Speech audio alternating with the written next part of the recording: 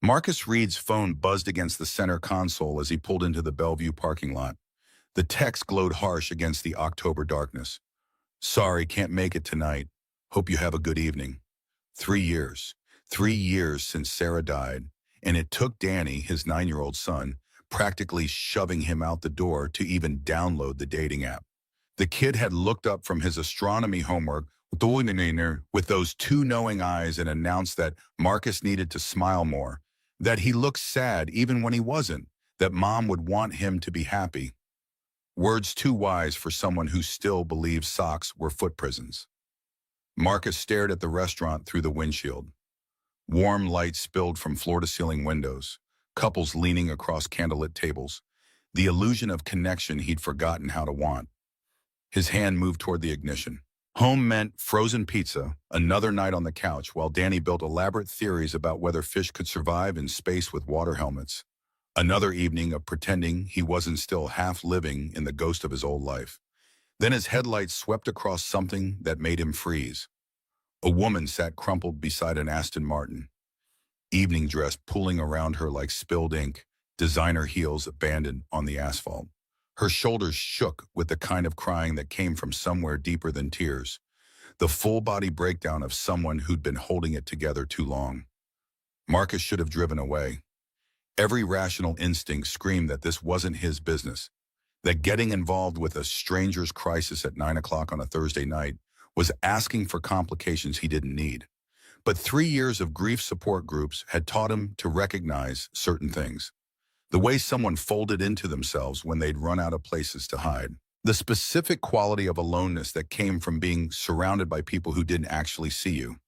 He killed the engine and stepped out. The October wind carried her expensive perfume mixed with rain. As Marcus approached, she looked up, mascara tracking black rivers down her face. For half a second, her expression twisted between panic and relief. The look of someone drowning who'd just spotted a rope, but wasn't sure if it was real or another hallucination. Are you okay? The words came out rougher than intended. She flinched, then seemed to force herself straighter, one hand moving unconsciously to hide the watch on her wrist. Even in the parking lot shadows, Marcus caught the glint of platinum and diamonds, something that probably cost more than his annual take-home from Reed HVAC services. I'm fine, her voice cracked on the word, the lie so transparent it was almost insulting. Sorry, I just need a minute.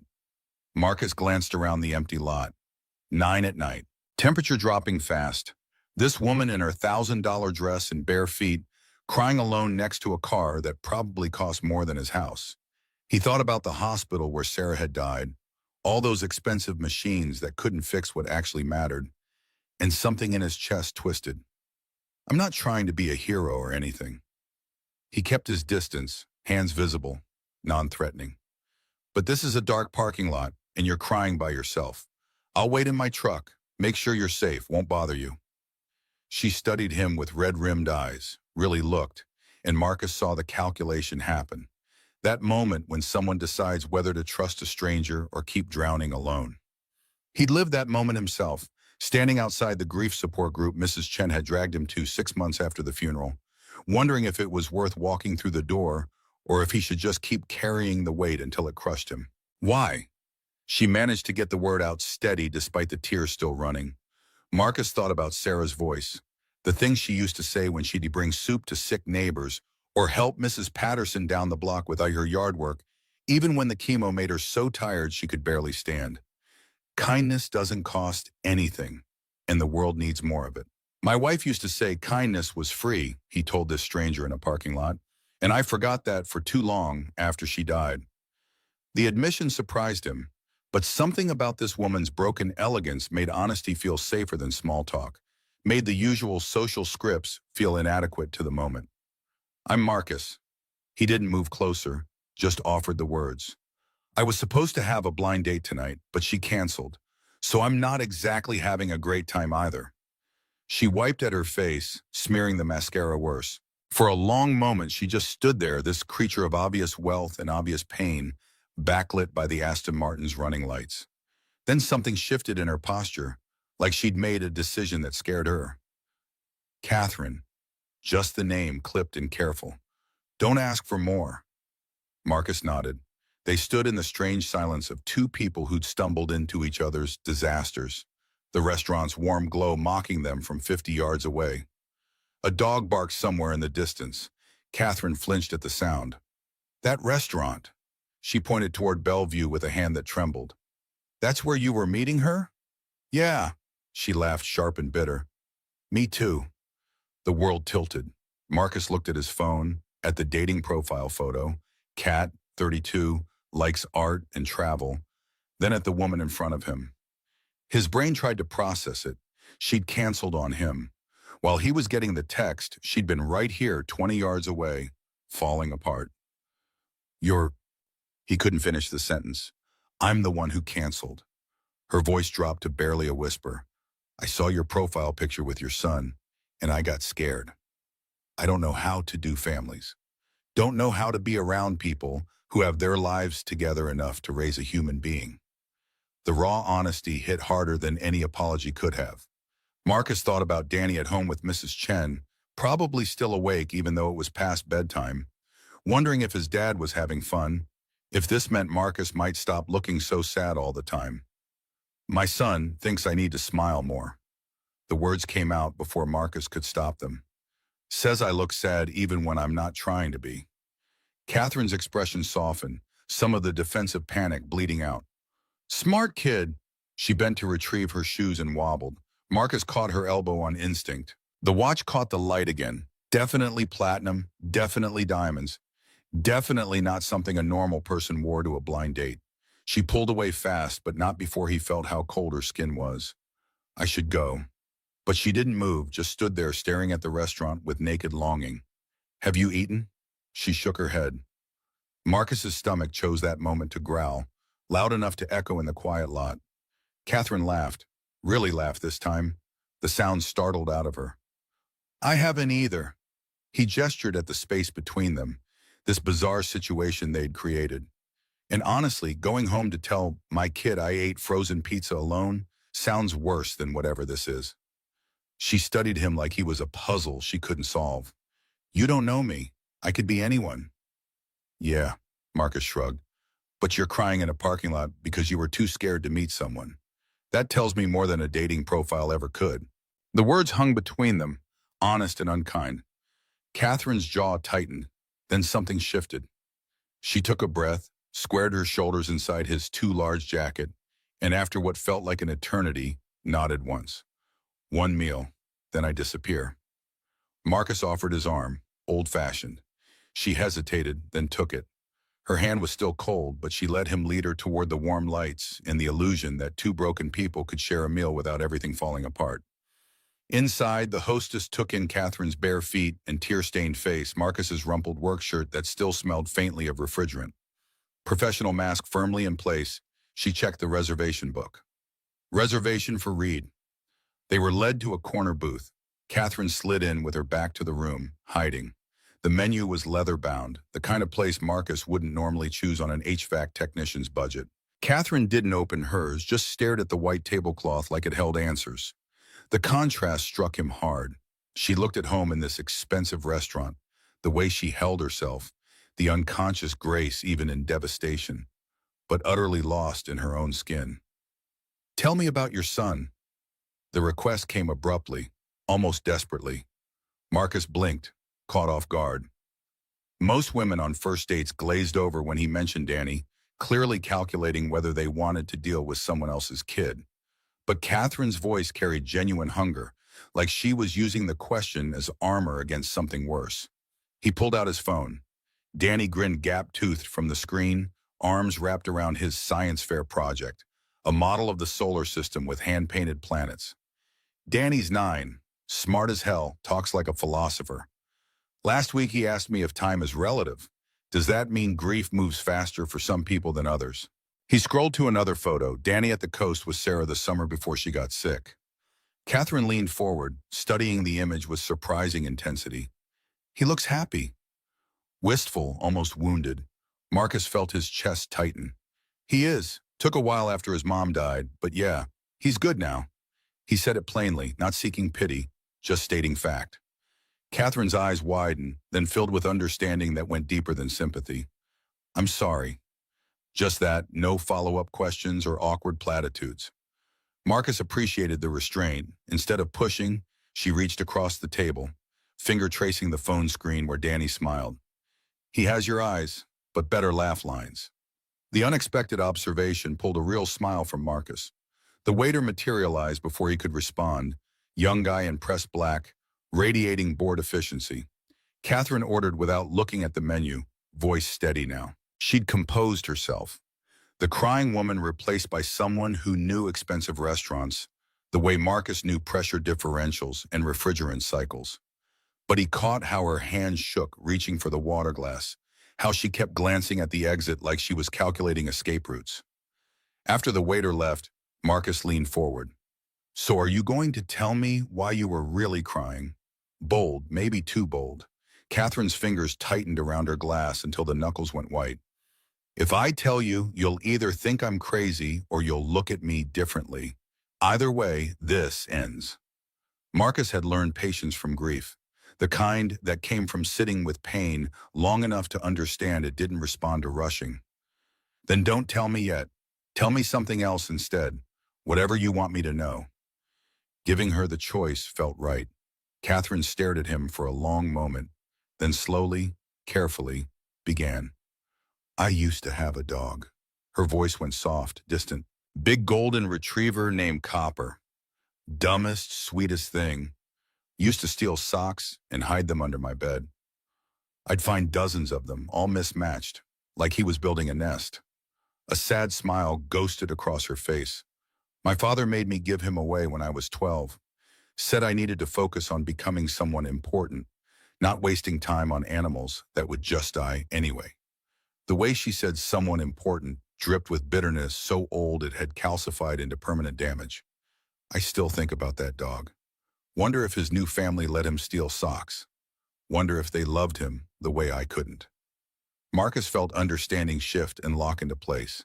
The expensive watch, the luxury car, the fear of families.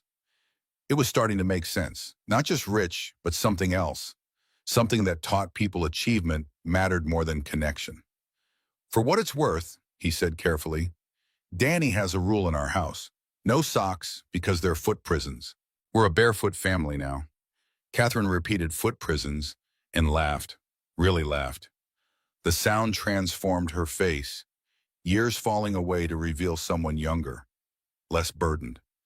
God, I can't remember the last time someone made me laugh about something that simple. She wiped her eyes, mascara smearing again. Your son sounds wonderful. Marcus heard the hunger in it, yearning for something she'd never had, something money couldn't buy. Their food arrived. They ate slowly, conversation flowing easier now. Catherine asked about his work, seemed genuinely interested in the mechanics of HVAC systems, the satisfaction of fixing something broken and making it run right again. Marcus asked about hers and got vague answers about consulting, about traveling, about a life that sounded glamorous and desperately lonely. He told her about Danny's space obsession, the kid's theory that if you traveled fast enough, you could catch up to light from dead stars and see the past. Catherine listened with rare attention, the kind that made you feel heard instead of just waited at. When she smiled at his stories, her whole face changed, the mask slipping to reveal the real person underneath. Can I ask you something? Marcus nodded. Why did you come over in the parking lot? Most people would have driven away. He considered the question, thought about Sarah in the hospital, how she'd kept apologizing for dying even though there was nothing to apologize for, how she'd made him promise to live after she was gone, to let Danny see him happy again. When Sarah was sick, she used to say kindness was free and the world needed more of it. After she died, I forgot that for a long time. Got so wrapped up in just surviving that I stopped seeing other people. He met Catherine's eyes. But Danny reminded me. Kids see someone sad, he asks if they're okay. Makes me want to be better. Catherine was quiet for a long moment, then reached across and took his hand. Her fingers were warm now, steady. Thank you for not driving away. Marcus squeezed gently. Thank you for not running when I showed up. They sat like that, hands linked across the table, two strangers who'd stumbled into something neither planned for. It was the first time since Sarah died that Marcus felt connected to another person without the weight of grief crushing everything else. The feeling scared him, how much he didn't want this night to end, how much Catherine's smile felt like waking up from something he hadn't realized he was sleeping through. When they left the restaurant, Catherine walked beside him barefoot again, designer heels dangling from one hand. The parking lot was darker now, most diners gone home. Only their two vehicles remained. Marcus's work truck with its faded paint and dented bumper, Catherine's Aston Martin gleaming like a spaceship. "I should drive you." Marcus gestured at her car. "You're upset and it's late."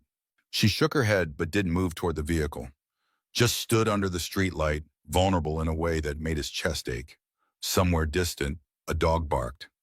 Catherine flinched hard. "Can I see you again?" The question came out rougher than Marcus intended. Catherine looked at him with complicated emotion.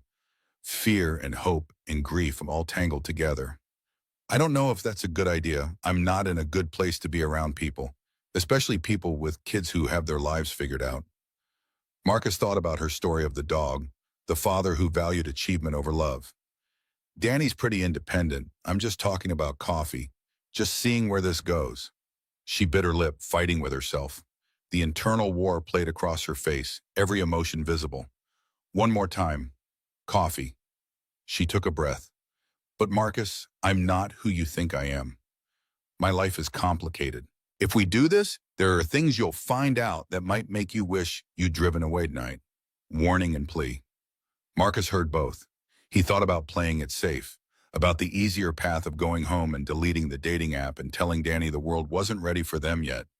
But he also thought about Catherine's laugh when he'd said foot prisons, the way she'd listened to stories about his dead wife without flinching, the loneliness in her eyes that mirrored his own. Everyone's complicated. He met her gaze, held it. "I've got a dead wife, a kid who thinks he can talk to stars by memorizing constellations, and a bank account that scares me every month. You've got whatever you've got. Maybe we're both a mess, or maybe we're just people who ended up in the same parking lot on the same night. Either way, I'd like to see you again." Catherine's eyes shimmered with tears that didn't fall. "You don't know what you're saying yes to." "Probably not," Marcus shrugged. "But I said yes to a blind date tonight and she canceled. Sometimes not knowing works out okay." They exchanged numbers, her fingers shaking as she typed. She saved herself as just V, not even her full name, like she was already protecting herself from whatever came next.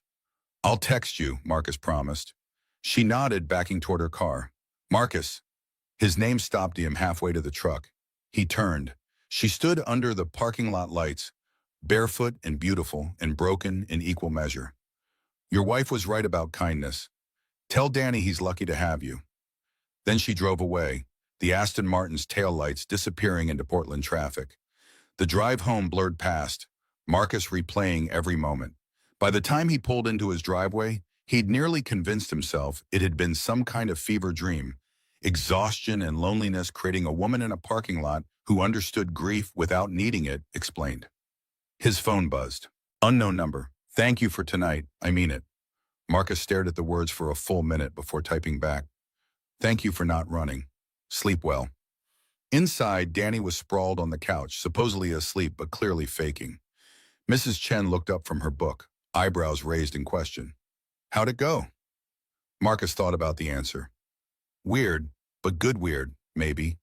The older woman smiled, decades of wisdom in the expression. "That's usually the best kind." After she left, Marcus carried Danny to bed. The kid was heavier than last year, growing too fast. Soon he'd be too big to carry, would want his independence, would stop asking Marcus to check for monsters under the bed, even though they both knew monsters lived in grief, not closets.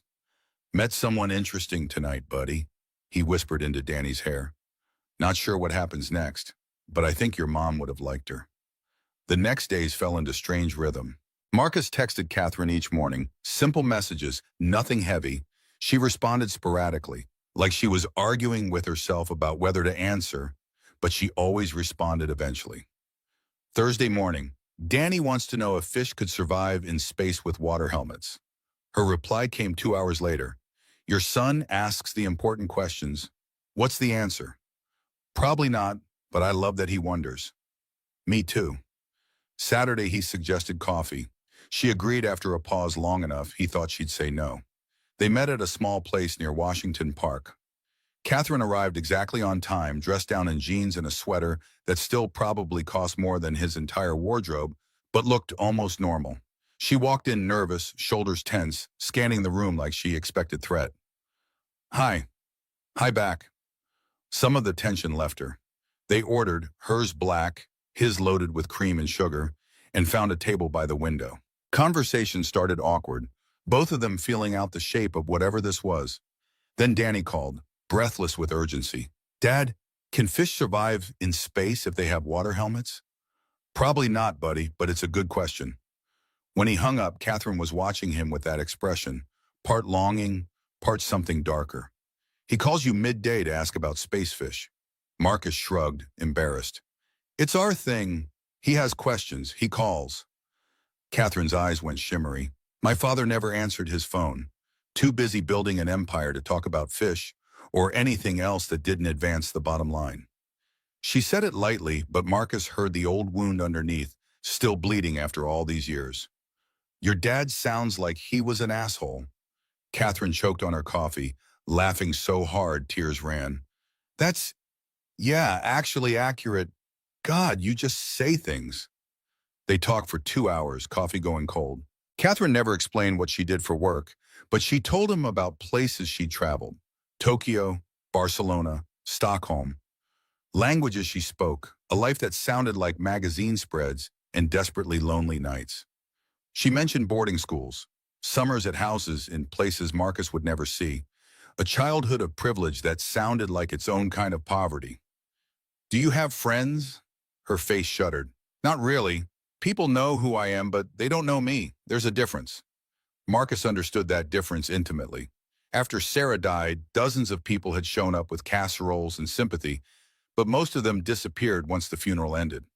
Only Mrs. Chen and Tommy from work had stayed, had kept showing up even when Marcus was at his worst. They started seeing each other regularly after that. Coffee turned into lunch. Lunch turned into park walks where Danny would join, running ahead to investigate interesting rocks or describe the molecular structure of clouds he'd learned about in school. The first time Danny met her, he studied Catherine with unnerving intensity, then announced, "You have sad eyes like Dad used to, but you smile real, so that's good." Catherine looked stunned, then crouched to his level. "You have smart eyes like you see things other people miss." Danny beamed, chest puffing with pride. From that moment, he adopted her completely, dragging her to see his rock collection and explain his theory that if you could fold space, you could visit yesterday and tell yourself to be happier. Marcus watched them together with joy and terror warring in his chest. Danny hadn't connected with anyone like this since Sarah died. If whatever Marcus and Catherine were building fell apart, his son would be devastated. But warning signs appeared, small things that accumulated. Catherine never let him pick her up. They always met at public places.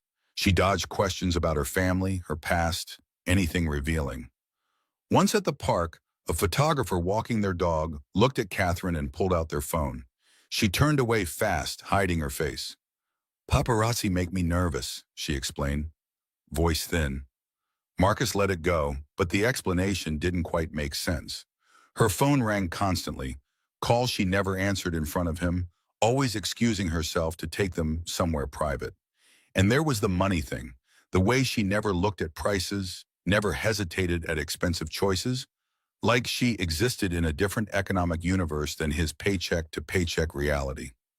6 weeks in, Marcus stood at his kitchen table at 2 in the morning, Danny asleep upstairs, and typed Catherine's name into Google with fingers that felt like betrayal. The results made his blood run cold. Catherine Monroe, billionaire heiress, daughter of tech mogul Richard Monroe, missing from public life for 10 months, last seen at a gala in March before disappearing from society completely. Photos showed a different woman, perfectly styled, standing beside senators and CEOs, wearing clothes that cost more than cars. But the eyes were the same, that sad, haunted look he'd recognized in the parking lot. Articles detailed the Monroe Technologies empire, Richard Monroe's reputation as a ruthless businessman, speculation about why his daughter had vanished. Some mentioned a breakdown. Others hinted at family conflict. All agreed that Catherine Monroe was worth billions in her own right through trust funds and inheritance. Marcus sat there trying to process. She wasn't just wealthy, she was wealth itself, old money and new money combined. The kind of person who existed on a different plane from people who worried about mortgage payments and whether they could afford Danny's orthodontist. She'd been lying, or hiding truth, which amounted to the same thing. He thought about Danny, how attached the kid had gotten. Thought about the woman crying beside a car she could buy 100 times over. Thought about the gulf between their worlds, vast and uncrossable. Question was, confront her or walk away? Could whatever this was survive secrets and class differences so large they might as well be from different planets? He called her. Catherine answered on the second ring, voice bright. Hey, I was just thinking about you. Marcus's stomach twisted with guilt and anger. We need to talk, in person. The silence told him she knew. When she spoke again, all the brightness had drained away. You looked me up. Yeah, long pause. Can you come to my place? I'll text the address. I think it's time you saw everything. The building was everything he'd expected and worse. Sleek glass and steel in downtown Portland. The kind of place with a doorman who looked at Marcus's truck like it was contaminating the neighborhood. The elevator to the penthouse required a key card, felt like ascending to another world entirely. When the doors opened directly into her apartment, Marcus stepped into Architectural Digest made real. Floor-to-ceiling windows showcasing the city lights, art that was probably worth more than his house, furniture that looked like it belonged in a museum. Everything expensive, elegant, perfect, and completely impersonal. No photos, no clutter, no life. A hotel suite, not a home. Catherine stood in the middle of it all, still in the same jeans and sweater from their last coffee date, looking small and out of place in her own space. So, she didn't move toward him. Now you know. Marcus walked deeper into the apartment slowly, taking in the evidence of wealth he couldn't quite comprehend. Everything spoke of money in amounts that made his working-class background feel like a different species. Why didn't you tell me? Catherine laughed, that bitter parking lot laugh. Because this is what happens. I tell people who I am, and suddenly I'm not a person anymore. I'm a bank account, a connection, a way to get something. You saw me that night because you didn't know. If you'd known in the parking lot, would you have approached me? Marcus thought about that, forced himself to honesty. If he'd known she was Catherine Monroe, billionaire heiress, would he have walked over? Probably not.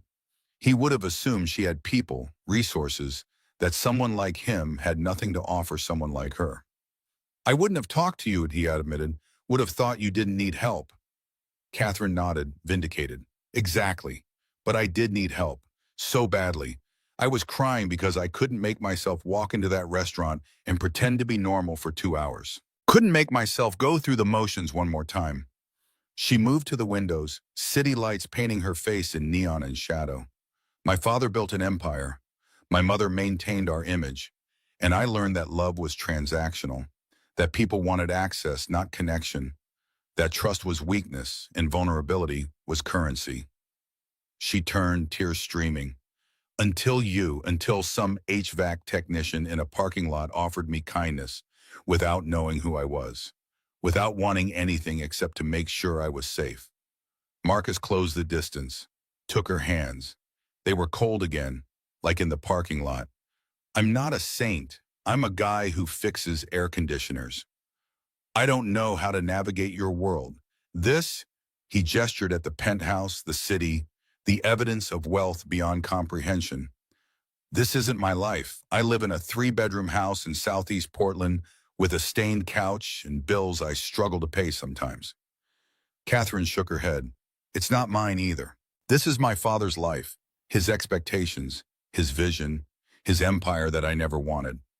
I hate the galas, the fake friends who want proximity to power. I hate that I can't go outside without worrying someone will photograph me, that every interaction is calculated, that I gave away my dog because someone said achievement mattered more than love. Her voice broke. I canceled that date because I saw Danny in your profile and thought, I'll ruin this kid. Because everyone I touch gets damaged by proximity to Richard Monroe's daughter. Marcus pulled her closer, felt her shake. You haven't ruined anything. Danny adores you. You listen to him in ways most adults don't bother with. You read his space books with different voices and take his questions seriously, and you don't get weird when he talks about his mom. Catherine pulled back. I don't know how to be normal. Don't know how to have relationships that aren't about power or money or obligation. My father, she looked toward the windows, he's going to find out about you, about Danny. And when he does, he'll try to destroy it. That's what he does to anything I care about. Let him try. The anger surprised Marcus. I'm not scared of your father. But even saying it, he felt the weight of the lie. He was scared. Not of Richard Monroe himself, but of what this revelation meant. The gap between their worlds felt insurmountable. The differences too vast to bridge with good intentions. Catherine must have seen the doubt because she pulled her hands away, wrapped her arms around herself. You should go. This was a mistake. I should have stayed in that parking lot. I don't want to go. But Marcus didn't move toward her either. They stood in her expensive apartment with the city glittering behind her, strangers again despite everything. I like you, Catherine. More than I thought I could like anyone after Sarah died. He forced the words out. But I have Danny to think about. And this, it's complicated in ways I didn't sign up for. You lied to me or hid truth. And I get why, but I can't build something real on secrets and class differences so big they might as well be mountain ranges. The words came out harsher than he'd intended, but they were true. Catherine nodded slowly. I know, I'm sorry for lying, for hiding. You deserve better than someone who's too broken to be honest. They stood in silence, the weight of everything unsaid crushing down. Finally, Marcus moved toward the elevator. I need to think. It's a lot. Catherine didn't try to stop him. I understand. Tell Danny I'm sorry. Marcus stepped into the elevator. As the doors began closing, he saw her standing alone in that perfect empty apartment, looking smaller than she had in the parking lot, and wondered if he was making the biggest mistake of his life. Danny knew something was wrong the moment Marcus walked through the door. Where's Kat? His face fell when Marcus said she wasn't coming over. Did I do something wrong? The question shattered Marcus's heart. No, buddy, nothing like that. It's grown-up stuff. Danny crossed his arms, looking so much like Sarah it hurt. That's what you said when Mom got sick. But it wasn't grown-up stuff. It was her dying. The accusation hung in the air, brutal and accurate. Marcus sat heavily on the couch. Danny climbed up beside him, waiting with the patience he'd learned from loss. Kat's different than I thought, Marcus began. She comes from a really different world than us. Lot of money, lot of pressure, and I'm not sure we fit in that world, or if trying to fit will hurt you in the long run. Danny frowned, processing. But she fits in our world. She likes foot prisons and spacefish questions. She doesn't care that our couch has that stain. She just likes us. Out of the mouths of children, Marcus felt the simplicity of it cut through his fear. It's more complicated than that, Dan. Is it? Danny challenged. And for a moment, Marcus saw Sarah in him so clearly it took his breath away. Or are you scared? Like how Kat was scared in the parking lot, but you helped her anyway. Maybe she needs help now. Marcus looked at his son, this 9-year-old who saw the world with clarity adults had lost somewhere along the way. When did you get so smart? Danny shrugged. Mom always said love was being brave. You have to be scared and do it anyway. That's what makes it brave instead of just easy. He leaned against Marcus's side. I miss her. Kat, I mean. She reads the space books with different voices, and she listens when I talk about Mom. Doesn't get weird like other grown-ups do. Marcus wrapped his arm around his son. What if her dad is mean? What if he doesn't like us because we're not rich? Then we deal with it. Danny said it like it was obvious. Together. That's what families do. Marcus heard himself in his son's words, heard Sarah's philosophy filtered through grief and resilience. So we're not giving up. Families don't give up on each other. Danny looked up at it. Kat's family now, even if she's scared and even if her dad is mean. You taught me that. You said family is who shows up, not just who shares DNA. Marcus thought about Catherine alone in that penthouse, about the woman crying in a parking lot who needed kindness more than she'd ever admit. about Sarah's voice telling him to live, to let Danny see him choose connection over fear. You're right. He pulled Danny closer. We're not giving up, but I need to talk to Kat first, really talk. Figure out if we can make this work, even with all the complicated stuff. Danny grinned. Tell her we don't care about her dad's money. Tell her we just want her. Simple for kids. Maybe it should be that simple for adults too. Marcus texted Catherine that night. Can we talk? Really talk? Her response came almost immediately, like she'd been waiting. Yes, please. They agreed to meet the next day at the coffee shop. Marcus picked Danny up early from school. We're going to see Kat? Danny asked, bouncing. Maybe. We're going to try. When they walked into the coffee shop, Catherine was already there, sitting in the corner booth where she could see the door. Marcus's breath caught. She looked exhausted, dark circles under her eyes, hair less carefully arranged than usual. But when she saw Danny, her whole face transformed. The kid ran to her, threw his arms around her waist. I missed you.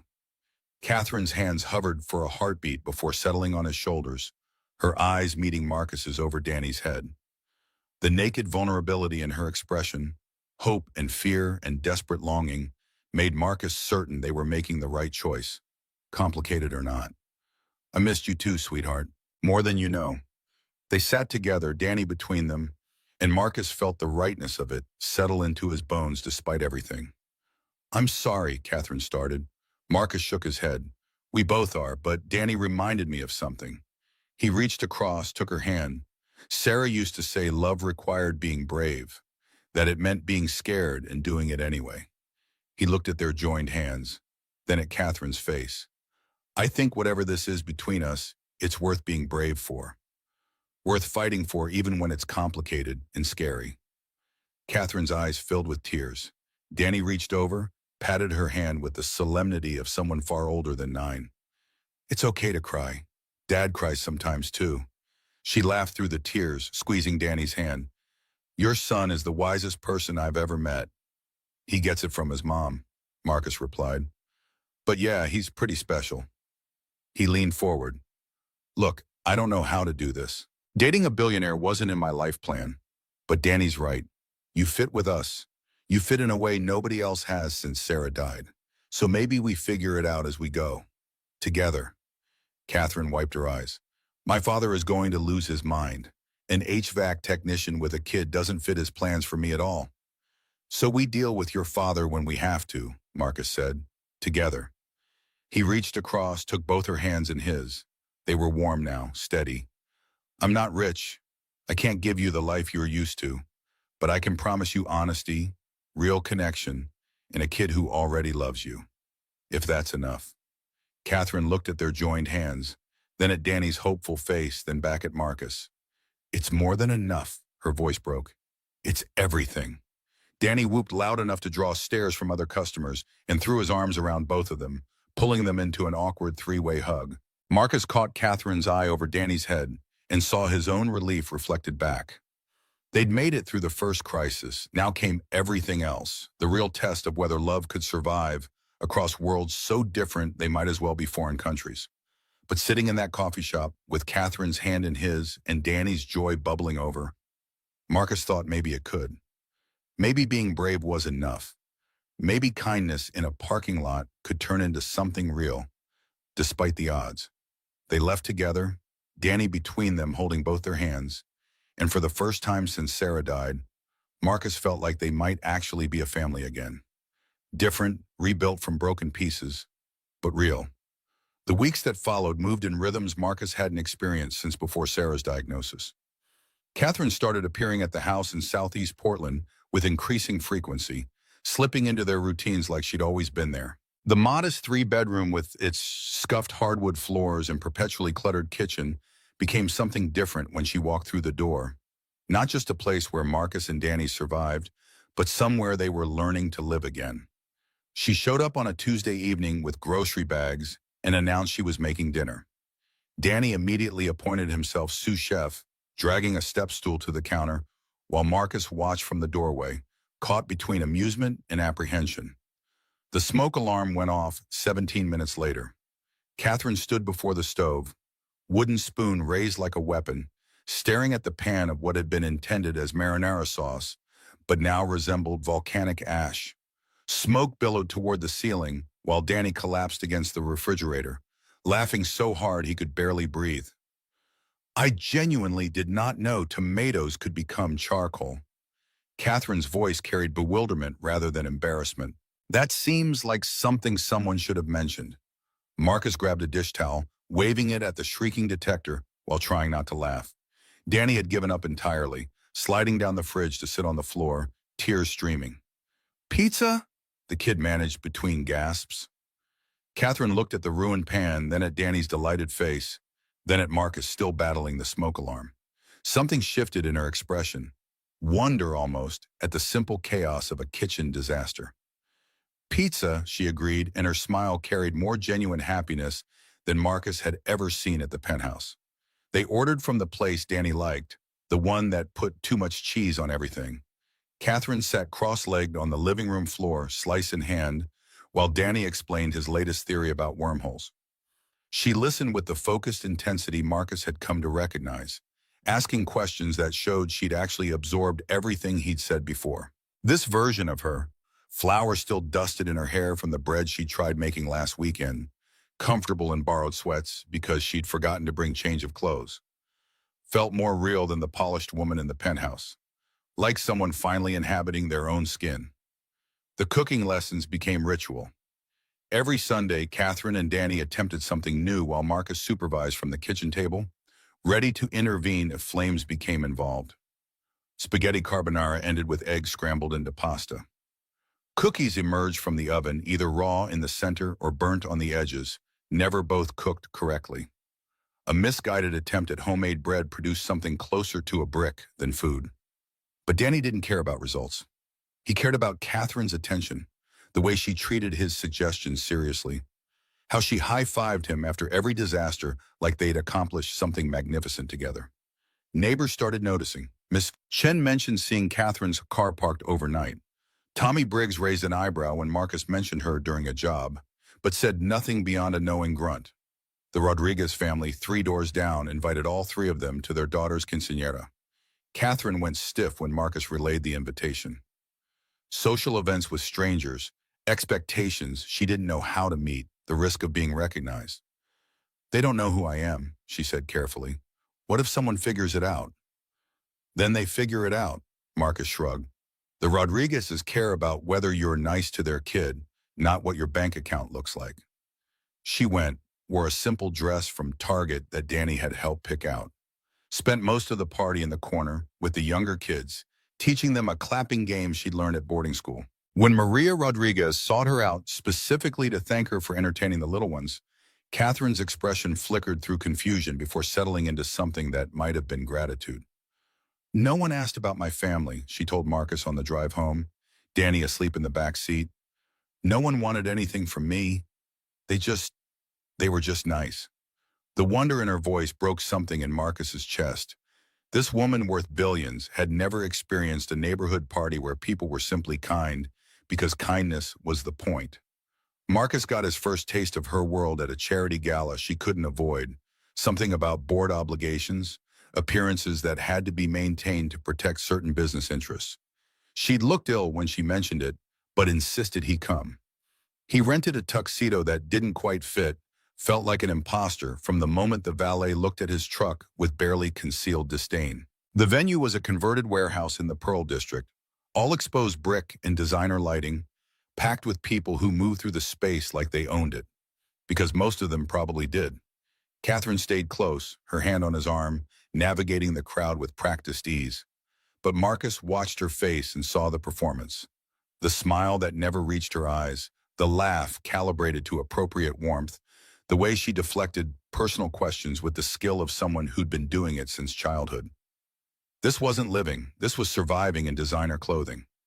A man approached them near the bar, older, silver-haired, with the kind of tan that came from winters in places Marcus couldn't afford to imagine. He had Catherine's eyes, the shape, the color, but none of the warmth she'd developed over the past weeks.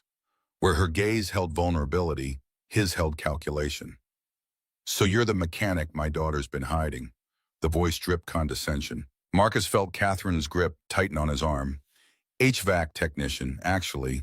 And you're the father who made her give away her dog because love wasn't productive enough. The temperature around them dropped. Nearby conversations stuttered. Richard Monroe's expression didn't change, but something behind his eyes went flat and dangerous. Catherine has told you about ancient history, I see. She was a child who needed to learn discipline. Sentimentality is a weakness in our world. Marcus felt his jaw clench. She was a kid who needed to feel loved. There's a difference between discipline and cruelty. Richard Monroe's gaze swept over Marcus. The rented tux, the calloused hands, the complete absence of wealth or influence, and dismissed him entirely. We'll speak later, Catherine, about your choices and their consequences. He walked away, absorbed immediately into a cluster of people who looked at him with the deference usually reserved for royalty. I cannot believe you said that. Catherine's voice was breathless. Did you see his face? He's a bully. Marcus kept his voice steady despite his racing heart. Bullies expect people to back down. Most of the time, they don't know what to do when someone doesn't. Catherine laughed, slightly wild. You just called my father a bully to his face, at a charity gala, in front of the Portland business elite. She pulled him toward the exit before he could respond, and they didn't stop until they reached his truck in the parking garage. Only then did Marcus notice his hands were shaking. He'd made an enemy of one of the most powerful men in the Pacific Northwest. Over a woman he'd known for barely 2 months. For a relationship that might not survive the weight of their differences. But looking at Catherine's face, the mix of terror and exhilaration, the gratitude that someone had finally stood up to the man who'd controlled her entire life, Marcus knew he'd do it again. Richard Monroe moved faster than Marcus anticipated. Within 2 weeks, half his contracts evaporated. Companies he'd worked with for years suddenly found other providers. The property management firm that gave him most of his steady income called with regrets. Budget cuts, they said, nothing personal. But Marcus recognized the lie. 3 other clients followed the same week with similar excuses. He sat at the kitchen table at midnight. Statements spread before him like a crime scene. $847 in checking. Rent coming due. Danny's school supply list for next semester. The truck needed new tires before winter, and the furnace in the basement had been making sounds that suggested expensive failure. Tommy Briggs helped where he could, passing along jobs when they came up, but the math was brutal. Marcus picked up evening work, weekend calls, emergency repairs, anything to stop the bleeding. He came home exhausted, fell asleep on the couch still in work clothes, woke before dawn to do it again. Danny noticed. Kids always noticed. Are we poor now? The question came at breakfast, Danny pushing cereal around his bowl instead of eating. Marcus set down his coffee, the weight of the world pressing. We're tight on money, buddy, but we're okay. We've been tight before. Danny processed this, that too-old look settling over his features. Is it because of Kat? Marcus hesitated too long. Danny nodded like the silence confirmed everything. Mom wouldn't have let someone hurt us. The words hit like a physical blow. Sarah, fierce and protective, who'd once threatened to sue a contractor who tried to scam an elderly neighbor. She would have found a way to fight back, would have refused to let someone powerful destroy what they'd built. No, Marcus agreed quietly. She wouldn't have. Catherine showed up the next evening looking like someone Marcus barely recognized. Hair pulled back severe, makeup sharp, wearing a power suit that probably cost more than his monthly mortgage. The transformation was jarring. The soft woman who'd burned marinara replaced by someone armored for war. I went to see my father. Her voice carried edges he'd never heard.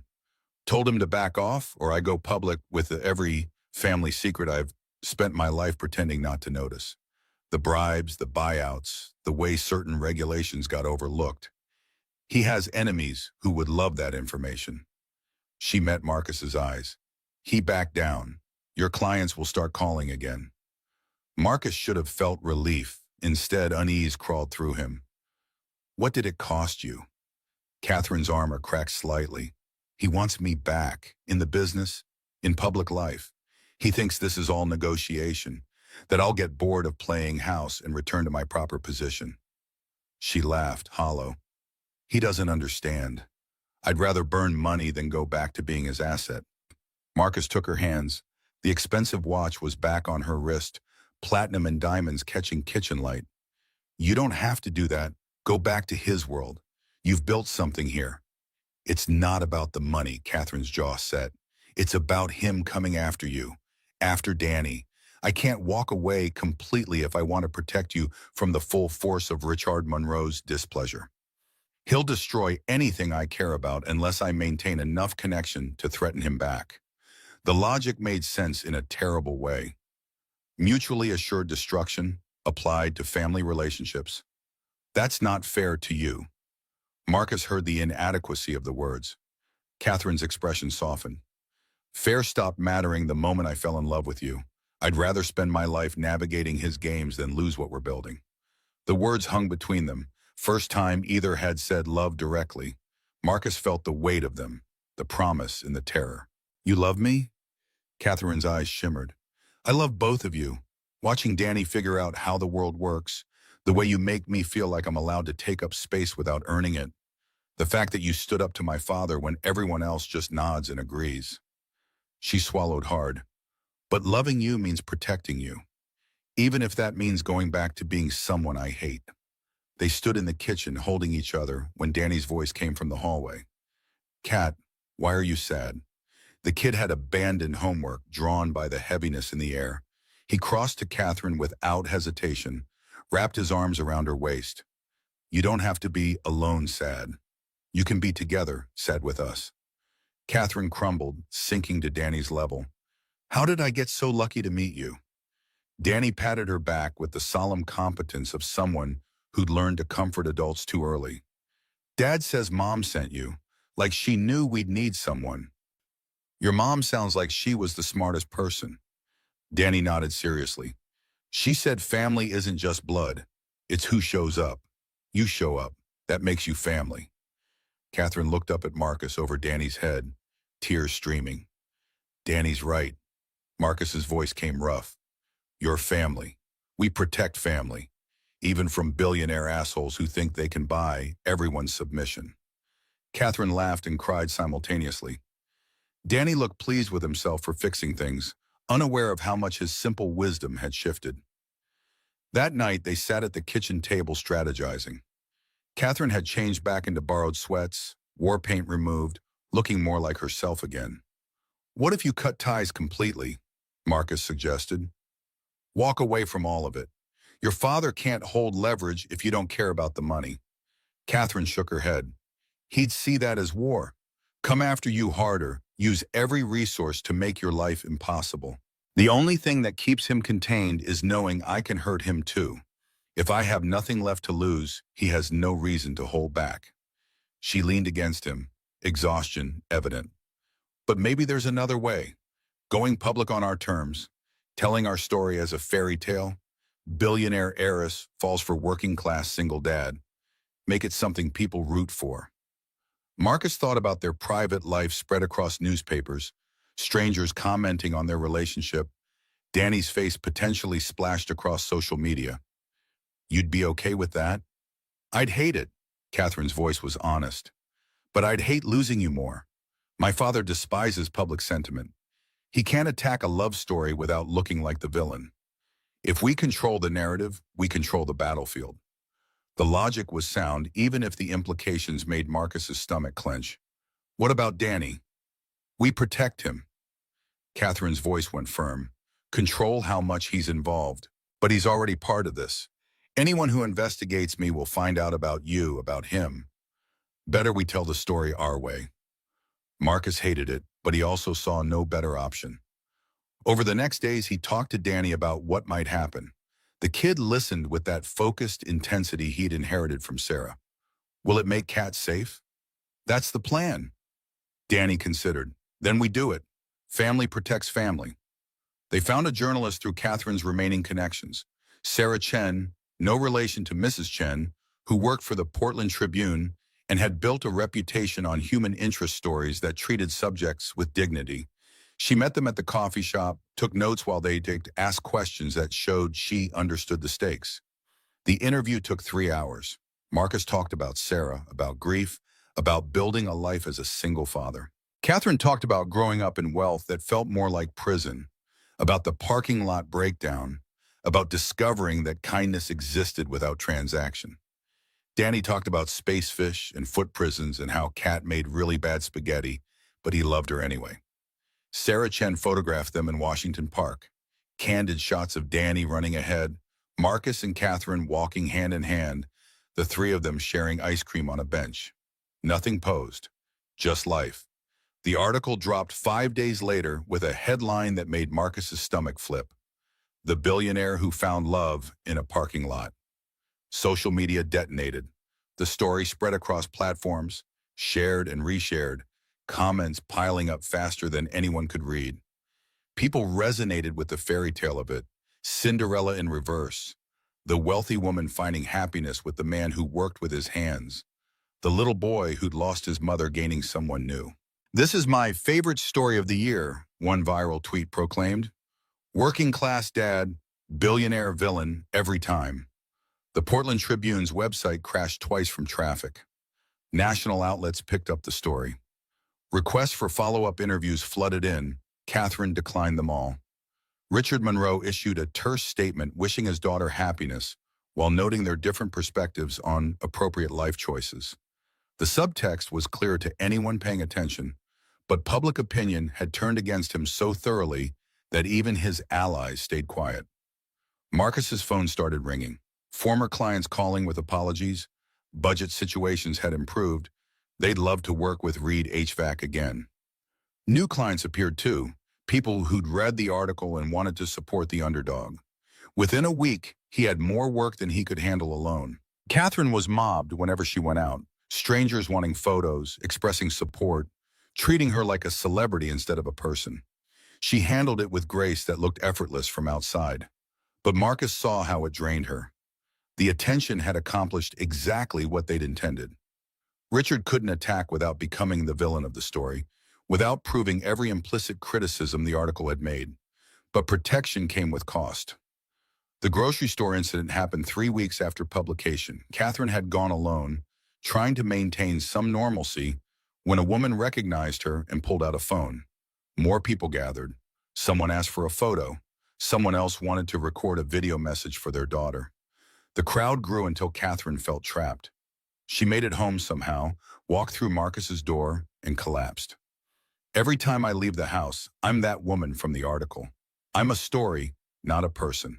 I can't even buy milk without someone asking to document it. Marcus held her, helpless against the invasion they'd invited.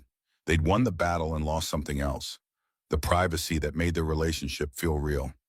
Danny found them in the kitchen, Catherine crying against Marcus's chest. Without a word, the kid climbed onto the counter and reached for something on top of the refrigerator. He retrieved a mason jar filled with rolled papers, dust suggesting it hadn't been touched in years. Mom made these before she got sick. His voice was matter of fact. Called them emergency truths, said when things got really bad, we should read one. He unrolled a random paper. Sarah's handwriting, slightly shaky. She'd made these during chemo, Marcus realized, preparing for a future she wouldn't see. The hard thing and the right thing are usually the same thing. That's how you know it matters. Danny looked at Catherine with that too-old wisdom. Is loving us the right thing, even though it's hard? Catherine's voice came broken. Yes, it's the right thing. Then we figure out the hard parts together. Danny nodded like this resolved in everything. That's what family does. Mom wrote that in another paper. Marcus felt something break open in his chest. Grief and love and hope tangled together. Sarah's still teaching them even now, her voice reaching across years. Danny's right. We figure it out.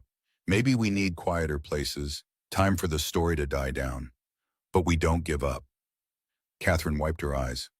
I'm not used to hard things still being worth fighting for. In my world, hard meant wrong.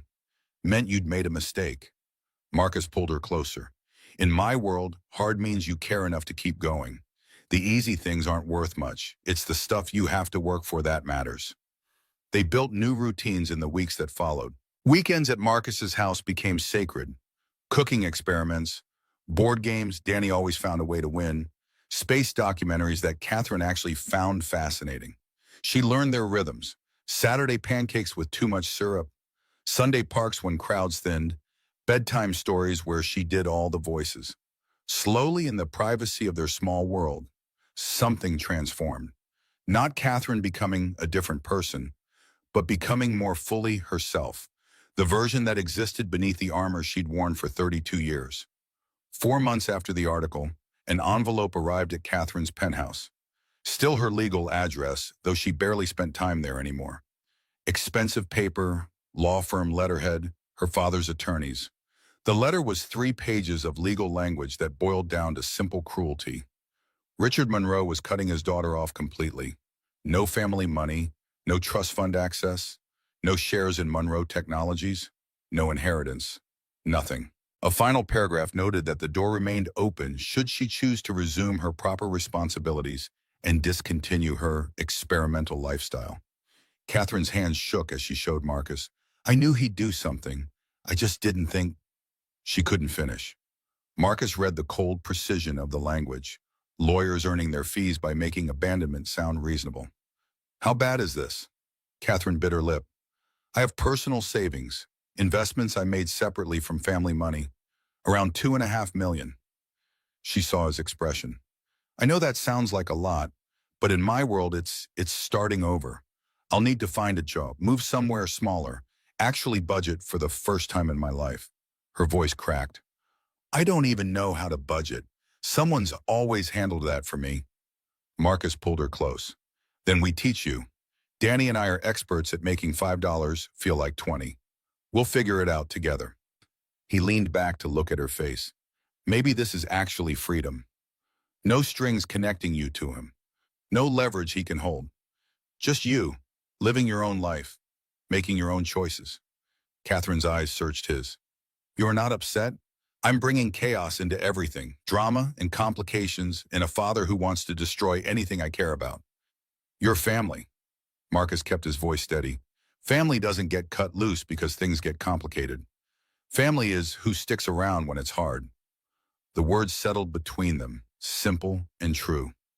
Catherine moved out of the penthouse the following month, found a 2-bedroom apartment in Laurelhurst, 15 minutes from Marcus's place.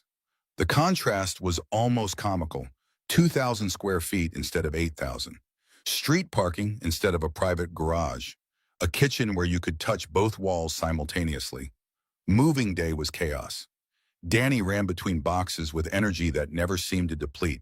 Marcus assembled furniture from instructions that seemed deliberately designed to confuse. Catherine sorted through possessions accumulated over a lifetime, deciding what mattered. Most of the designer clothes went to donation. The expensive furniture sold or given away. She kept books, hundreds of them, fiction and poetry and philosophy, kept meaningful art, pieces she'd actually chosen rather than displays of wealth, kept hidden photos from childhood, herself at 8 with Copper the golden retriever, both of them grinning at the camera, her mother at a rare genuine moment, laughing at something off-frame, nothing of her father. The apartment came together slowly. Bookshelves from IKEA that took Marcus 4 hours to assemble. Curtains Catherine picked out herself for the first time in her life. Danny's drawings from school, taped to the refrigerator like they belonged there. Catherine stood in her new living room that evening, surrounded by boxes still waiting to be unpacked, and cried. It's perfect. The words came through tears. It's actually mine, not my father's. Not his vision of what my life should be. Mine. The job search proved harder than anyone anticipated. Catherine applied to nonprofits, to educational foundations, to organizations doing work she believed in. The rejections piled up. Overqualified. One interviewer shook her head apologetically. We can't afford someone of your background, and honestly, you'd be bored within 6 months. Your experience doesn't really translate. Another rejection, this time from an education nonprofit. We need people who understand how to work within tight budgets. You're Catherine Monroe. This interviewer didn't even try to hide the skepticism. Why would you want to work here? Are you doing research on us or something? She came home deflated each time. They see the name and make assumptions. Either I'm too rich to need work, or I'm slumming it for some ulterior motive.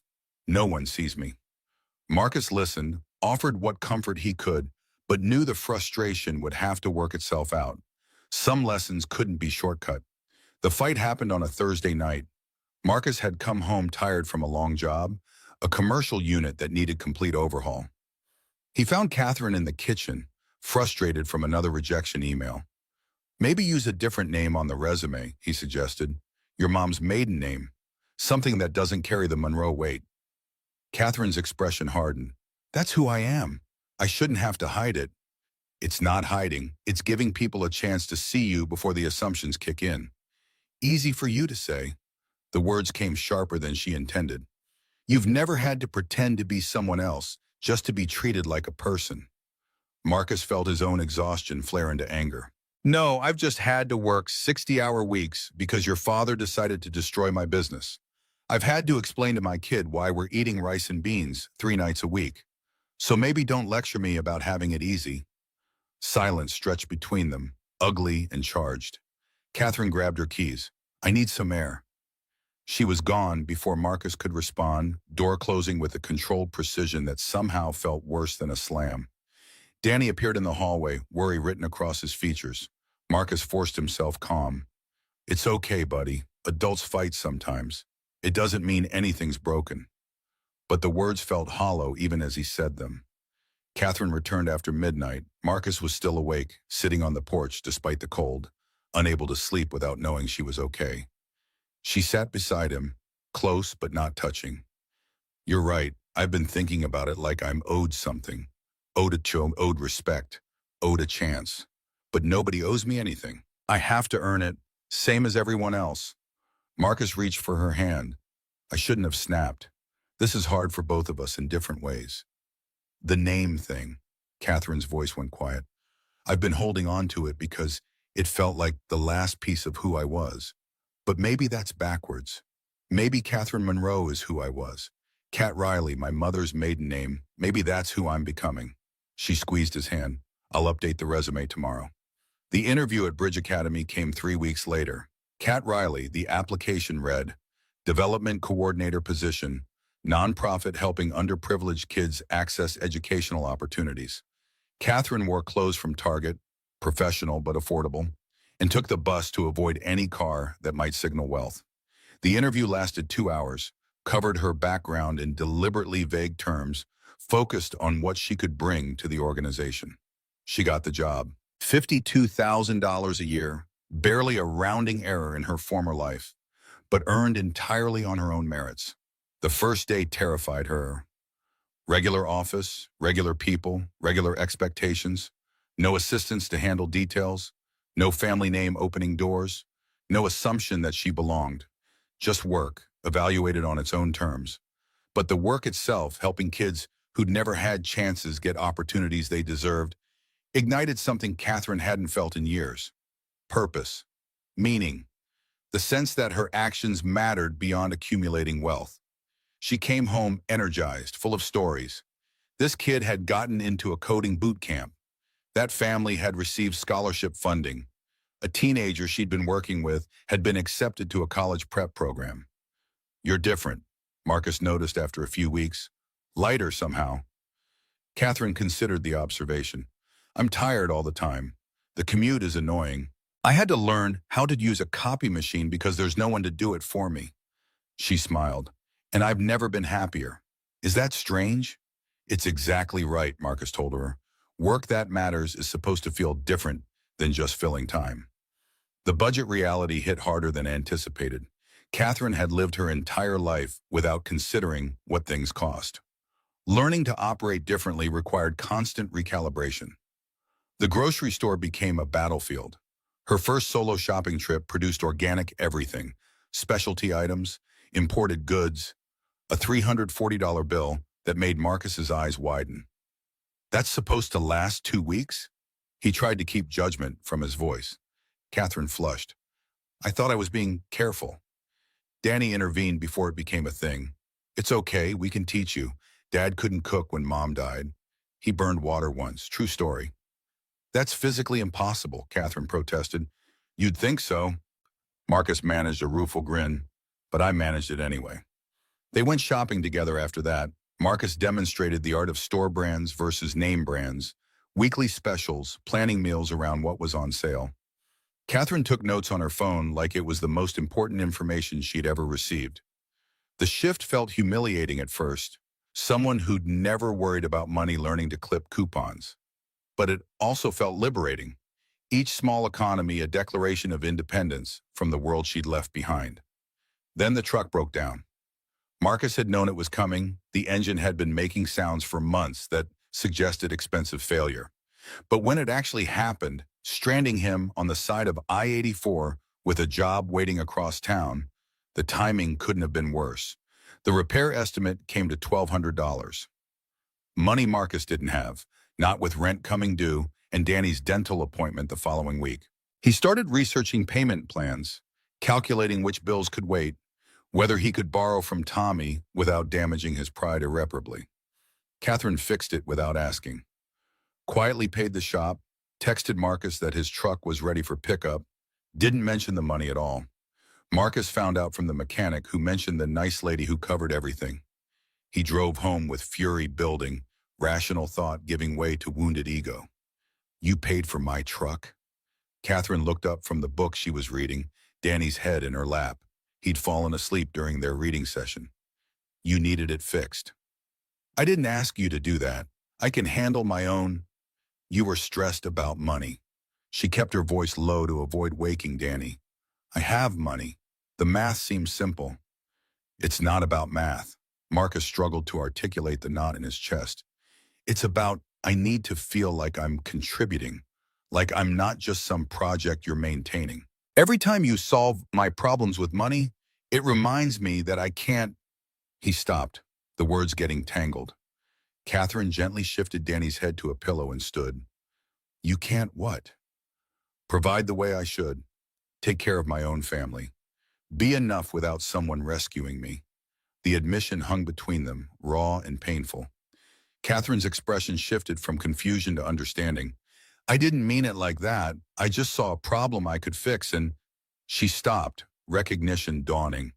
I just did exactly what my father does. Throw money at things instead of asking what people actually need. She sat down heavily. I'm so sorry. I didn't think about how it would feel. I'm so used to money being the solution that I forgot solutions need to be wanted.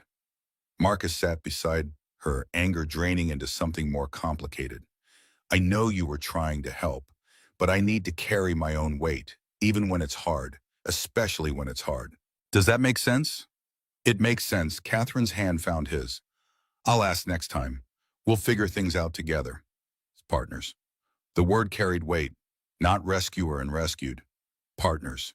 Richard Monroe made his final move 6 months after cutting Catherine off. The knock came at 8 on a Saturday morning. Marcus opened the door to find a woman in a county uniform, clipboard in hand, expression professionally neutral. Mr. Reed, I'm Sandra Howe from Child Protective Services. We've received a report regarding your son's living situation. Marcus's blood went cold. What kind of report? I'm not at liberty to discuss the source, but we're required to investigate concerns about child welfare. May I come in? The inspection was thorough. Sandra Howe examined Danny's room, small but clean, decorated with space posters and model planets. She looked through the kitchen, the bathroom, checked smoke detectors and window locks, asked Danny questions with gentle professionalism. Do you feel safe here? Danny nodded vigorously. This is my home. Is there anything you want to tell me? Anything that worries you? Danny considered the question with characteristic thoughtfulness. Sometimes I worry Dad works too hard, and Kat burns dinner a lot, but mostly everything's good. Sandra made notes. Her expression revealed nothing. After she left, Marcus stood in the kitchen, hands shaking with rage. Danny had been sent to Mrs. Chen's, protected from the worst of what was happening. He's trying to take my son. The words came out barely controlled. Your father filed a CPS complaint to take Danny away from me. Catherine's face went white. I'll kill him. I'll actually kill him. What grounds could he possibly… Unstable living situation. Inappropriate relationship. Whatever lies he told them. Catherine grabbed her keys. I'm going to end this. Marcus caught her arm. Cat, wait. If you go in there angry, I should go in there angry. He's attacking a child to punish me. Danny didn't do anything except exist in a house I care about. Her eyes burned with fury Marcus had never seen.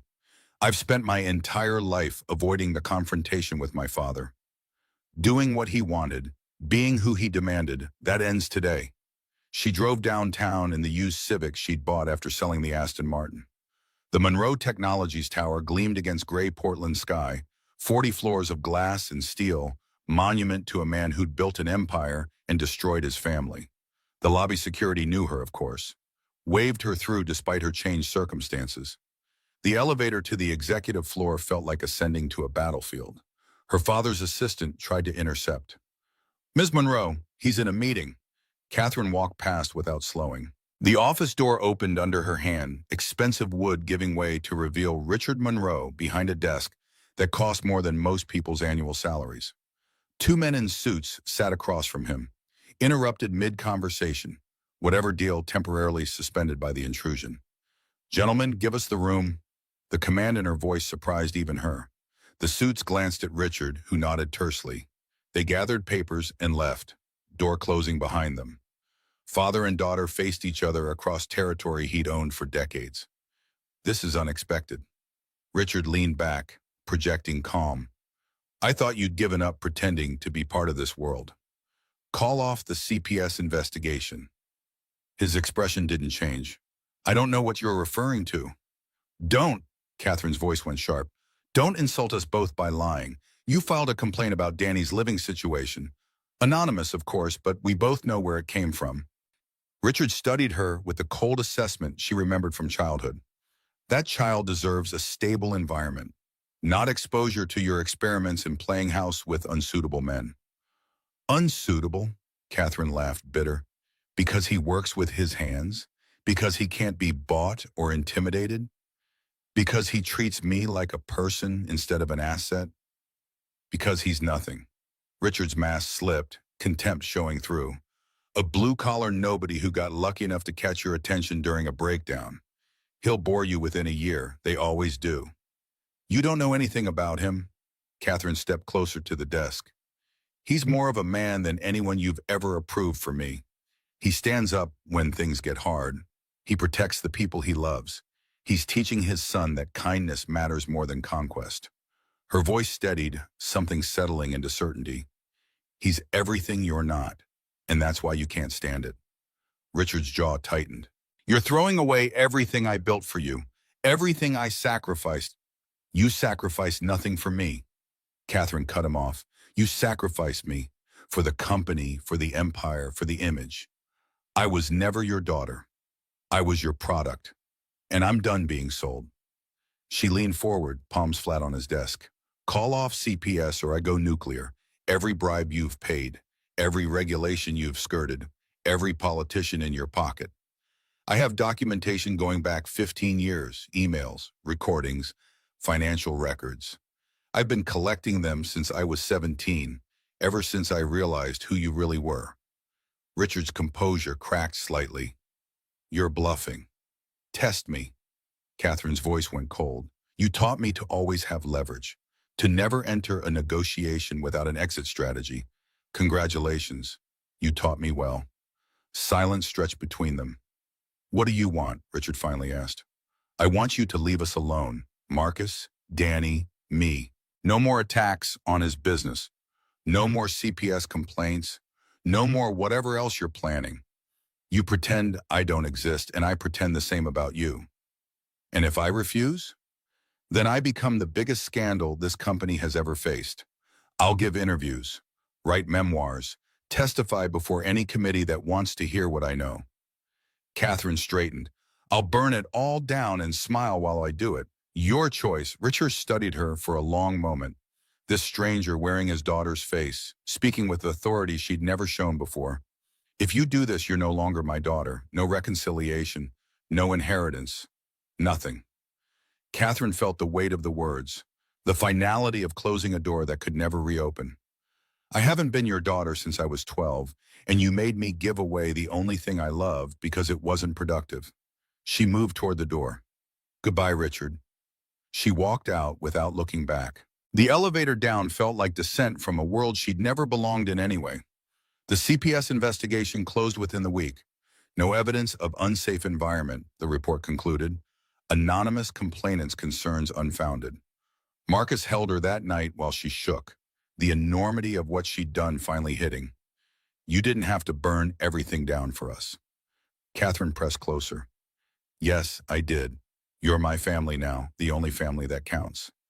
Outside, rain fell on Portland in the way it always did, steady and cleansing, washing away what needed to go.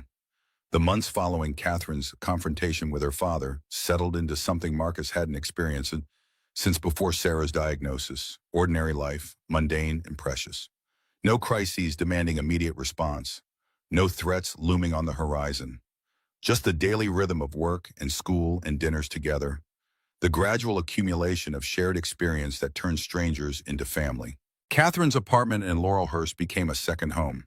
Danny kept a toothbrush there, a drawer of clothes, his favorite space books lined up on a shelf she'd installed specifically for him, and the walls collected evidence of their intertwined lives, photos from the coast trip they'd taken in spring, Danny's artwork from school, a framed copy of the Tribune article that had changed everything. Work at Bridge Academy consumed Catherine in ways her previous life never had. She rose through the organization quickly, promoted to assistant director after 8 months when her predecessor left for a position in Seattle. The salary increase to $68,000 felt like fortune, not because of the amount, which would have been pocket change in her former existence, but because she'd earned it through competence rather than connection. Her days filled with grant applications, donor meetings, program development. She learned to stretch budgets, to advocate for resources, to navigate bureaucracy without the shortcuts wealth had always provided. When a major foundation approved funding for their college prep initiative, Catherine celebrated with Marcus and Danny at their favorite pizza place, ordinary joy replacing champagne and galas. Marcus's business stabilized and then grew. Word of mouth spread. The HVAC guy who'd stood up to Richard Monroe, the working-class hero of that viral love story. New clients appeared steadily, enough that he hired Tommy Briggs full-time and started considering a second truck. The financial pressure eased, not disappeared. They'd never be wealthy by any reasonable standard, but softened into something manageable. Marcus stopped checking his bank account with dread, started putting money into savings again, small amounts that accumulated toward a future he was beginning to believe in. Danny thrived in the stability. His grades improved. He joined the school's astronomy club, came home bubbling with facts about quasars and neutron stars. The sad-eyed boy who'd pushed his father toward a dating app had transformed into something lighter, someone who laughed easily and trusted that good things could last. The anniversary of their meeting approached without fanfare. 18 months since a canceled blind date and a woman crying in a parking lot. Marcus found himself thinking about it more as the date neared, the improbability of their story, the strange alchemy that had turned disaster into something worth protecting. He started planning without telling anyone. Tommy covered extra shifts. Mrs. Chen agreed to watch Danny overnight. The ring, simple silver band, small diamond, cost $1,800, every penny from his savings account. Not the kind of jewelry Catherine had grown up with, but real in ways that mattered more. Danny figured it out, of course. The kid noticed everything. You're going to ask Kat to marry us, aren't you? The question came over breakfast, Danny studying Marcus with that too perceptive gaze. Maybe. Would that be okay with you? Danny considered the question with characteristic seriousness. She already feels like family. This would just make it official. It might change things. She'd be around all the time. Have a say in decisions about the house, about your life. Good. Danny shrugged like the matter was settled. She's better at cooking now, and she knows all the constellations, and she doesn't get weird when I talk about Mom. The last point carried weight. Other adults, teachers, neighbors, potential girlfriends Marcus had briefly dated before Catherine, often became uncomfortable when Danny mentioned Sarah. Changed subjects, offered awkward condolences, treated grief like something contagious.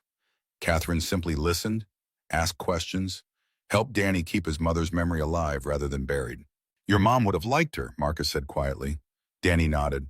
I know. That's why I'm okay with it. The night Marcus chose was unseasonably clear for October in Portland, stars visible despite the city lights. He told Catherine he wanted to revisit somewhere significant, offered no other details. She dressed simply, jeans, a sweater she'd bought at a thrift store and wore constantly because it was the first piece of clothing she'd chosen without considering labels or appearances.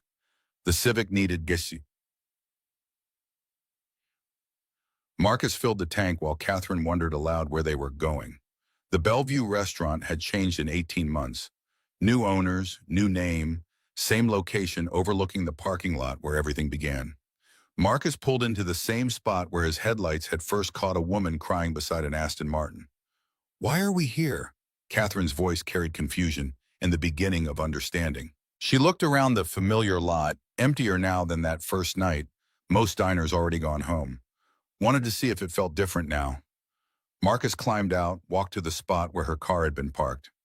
Catherine followed, standing where she'd stood 18 months ago, barefoot and broken and believing she'd never fit anywhere. The silence stretched between them, comfortable rather than tense. October wind carried the scent of rain coming, distant and inevitable. "It feels like a different lifetime." Catherine's voice went soft. Like that was someone else entirely. Someone so convinced she didn't deserve happiness that she couldn't even walk into a restaurant. She turned to face him, city lights painting her features. "I was so lost that night. Had been lost for years without realizing it. Running from my father, running from myself, running from anything that felt real because real things could hurt you." Marcus closed the distance between them, took her hands. "Then you showed up." Catherine's eyes shimmered. "Some HVAC technician in a parking lot who saw me crying and didn't drive away. Who offered kindness without wanting anything. Who looked at me like I was a person instead of a problem to solve or an opportunity to exploit." "You weren't at your worst that night." Marcus kept his voice steady despite his pounding heart. "You were at your most real. That's the version of you I fell in love with. Not the polished heiress or the society princess. The woman who was brave enough to fall apart and let someone help pick up the pieces." He released one of her hands, reached into his jacket pocket. The ring box felt heavier than its size suggested, weighted with everything it represented. Catherine's breath caught. "This isn't fancy." Marcus opened the box, small diamond catching parking lot light. "Not like the jewelry you grew up with, but it's real, and it's paid for with money I earned, and it represents everything I am and everything I want to build with you." He watched her face as the words came, emotions chasing each other across her features. Surprise, fear, hope. "Catherine Monroe, will you marry a guy who fixes air conditioners for a living?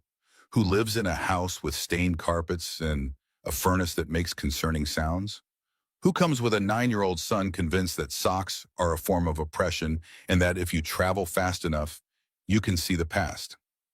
The question hung between them, 18 months of building toward this moment. "Will you be part of our weird little family? Make it official? Help me raise this kid and maybe someday add to our collection of people who can't cook and believe in impossible things?" Catherine was crying, nodding before he finished speaking. "Yes, God, yes, 1,000 times yes." He slid the ring onto her finger. Simple silver against skin that had once worn nothing but platinum and diamonds. She stared at it like it was the most precious thing she'd ever owned. Then she kissed him, there in the parking lot where everything began, where two broken people had stumbled into each other's lives and found something neither expected to deserve. "I love you." The words came against his lips. "I love your terrible dad jokes and your calloused hands and the way you make me feel like I'm enough exactly as I am. I love Danny and your cluttered kitchen and the life we're building together." Marcus pulled back enough to see her face. "We should probably tell Danny before he explodes from keeping the secret." Catherine laughed, wet and joyful. "He knew? He figured it out. Kid sees everything." They drove home with hands linked across the center console, the ring catching light every time Catherine moved. Danny was supposedly asleep when they arrived, but Mrs. Chen's knowing smile suggested otherwise. The boy appeared in the hallway approximately 3 seconds after the front door closed. "Did she say yes?" Catherine crouched to his level, held out her hand so he could see the ring. I said yes. Danny threw his arms around her with force that nearly knocked her over. I knew it. I knew you'd say yes. This is the best day. We're going to be a family now. Catherine's voice carried wonder. Official and everything. We were already family, Danny corrected, with the certainty of a child who understood things adults often missed. Now we just have paperwork. The wedding planning happened in fits and starts over the following months. Catherine wanted small, the opposite of everything her upbringing had prepared her for.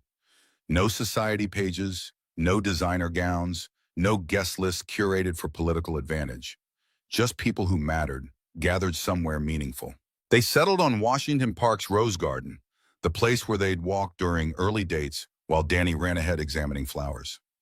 40 guests, maybe 50, friends and neighbors and colleagues who'd become something like family. The invitation list required careful navigation. Catherine's mother, Elaine Monroe, socialite and silent partner to her husband's cruelties, received a card that went unanswered. No other family remained on Catherine's side, a stark reminder of what wealth without love produced. Marcus's side offered more. Tommy Briggs as best man, despite his protests that he didn't own appropriate clothing. Mrs. Chen, who'd kept Danny alive in the early grief years and never asked for thanks. The Rodriguez family from down the street. Fellow HVAC technicians who'd worked alongside Marcus through the lean times. A grief support group leader Marcus had reconnected with after years of absence. Danny's role was never in question. Ring bearer, flower boy, best man, and officiant, if anyone would let him. He offered to fill all positions simultaneously. You can't marry yourself, Marcus pointed out. I could try, Danny countered. I'm very efficient. They hired a photographer willing to work within their budget. Catherine found a dress at a vintage shop. Tea-length lace, cream-colored, $400 instead of the $40,000 her mother would have expected. Marcus bought a suit rather than renting, something he could wear to other occasions, practical in ways that felt meaningful. The day arrived with Portland's typical October uncertainty, clouds threatening but holding, temperature cool enough for jackets without being cold. Catherine dressed at her apartment while Marcus and Danny prepared at the house, separated by tradition neither of them had grown up with but wanted to honor. Tommy arrived early, uncomfortable in borrowed clothes, carrying a flask he claimed was for emergencies. You nervous? Marcus considered the question while adjusting Danny's collar. No, should be probably, but mostly I'm just ready for this part to be over so we can start the next part. Tommy nodded like this made sense. Sarah would be proud of you. Moving on without forgetting. Not everyone manages that. The mention of Sarah brought the familiar ache, gentler now than it used to be. I think she'd like Kat. They're different, but something about the core, the way they both fight for what they believe in, even when it costs them. Danny looked up. Mom would definitely like Kat. She told me once that what matters is finding people who make you better. Kat makes both of us better. The ceremony site glowed with afternoon light filtered through clouds. Roses bloomed in October defiance, reds and yellows and oranges painting the garden. Chairs arranged in simple rows, no elaborate decorations beyond what nature provided. Guests gathered in clusters, the strange mix of two worlds learning to occupy the same space. Tommy looking uncomfortable next to Catherine's nonprofit colleagues. Mrs. Chen chatting with the Rodriguez grandparents. A few of Catherine's Bridge Academy families attending with their children. Evidence of the work that had given her purpose. Music started. Something classical Catherine had chosen, played through a Bluetooth speaker because a live quartet exceeded budget. Marcus took his position, Danny beside him clutching rings with the seriousness of nuclear launch codes. Then Catherine appeared at the end of the aisle, and everything else faded.